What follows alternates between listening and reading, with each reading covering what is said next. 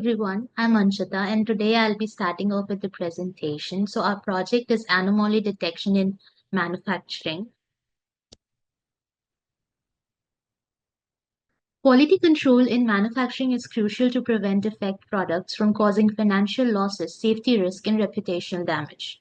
Manual inspection is slow and prone to human error, while rule-based systems struggle with defect variations. Deep learning, particularly CNNs, offer an efficient alternative by automating defect detection, improving accuracy, and reducing costs. The goal of this project is to develop a system that can automatically detect defects in industrial components using deep learning techniques. The data for this project is from the MVTech Anomaly Detection dataset, which includes images from 15 industrial product categories, example cables, tiles, screws. Each category contains both normal and defective images annotated at the pixel level. This dataset provides valuable ground truth for training a model capable of detecting various defect types across different product categories. So in the input, there were high resolution images of industrial products categorized into different object types. For the output, classification results indicate whether an image is normal or contains a defect. It will also generate a segmentation mask to highlight defect reasons. So for our baseline model, we choose a simple one-class support vector machine. We take each defect-free image, resize it to 128 cross 128 pixel, flatten it into a 1D vector, and standardize its features. The support vector machine with the RBF kernel learns the boundary around these normal samples, and at the test time, any image lying outside this learned boundary is flagged as anomaly. While this approach is fast and easy to learn, it treats spatial pixels independently and often misses subtle surface defects or produces false positives on complex textures.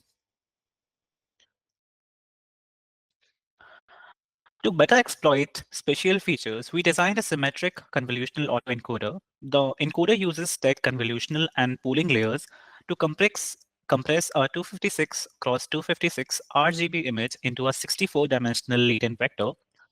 The decoder then reconstructs it back to the original resolution.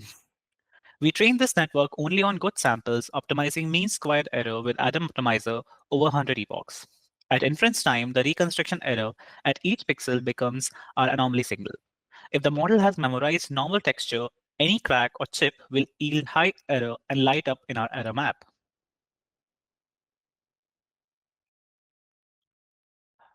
To turn pixel-wise error into a binary decision, we compute reconstruction error on all training normals and set a threshold at mu train plus 3 sigma train, where mu train is the mean error and sigma train is the standard deviation in the error during training.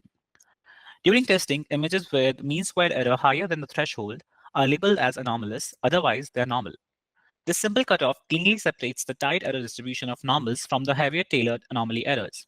We then measure AUROC, precision, recall, and F1 score to quantify how well our model distinguishes defects from defect-free parts.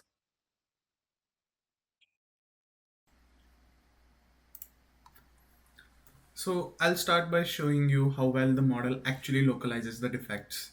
What you're seeing here is the reconstruction error. The areas in red are where the model struggled to reconstruct the image, which usually means there's some kind of anomaly. This works quite well as the error is focused exactly where something is chipped, missing, or out of place.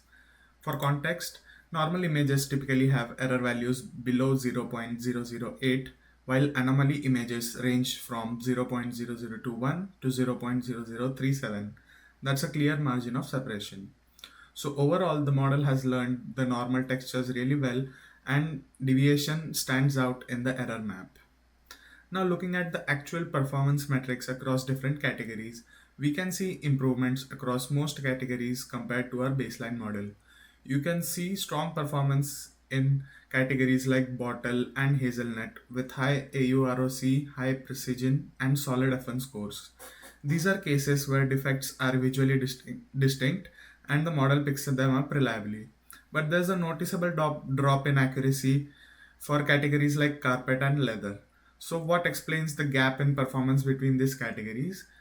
The main factor here is image resolution.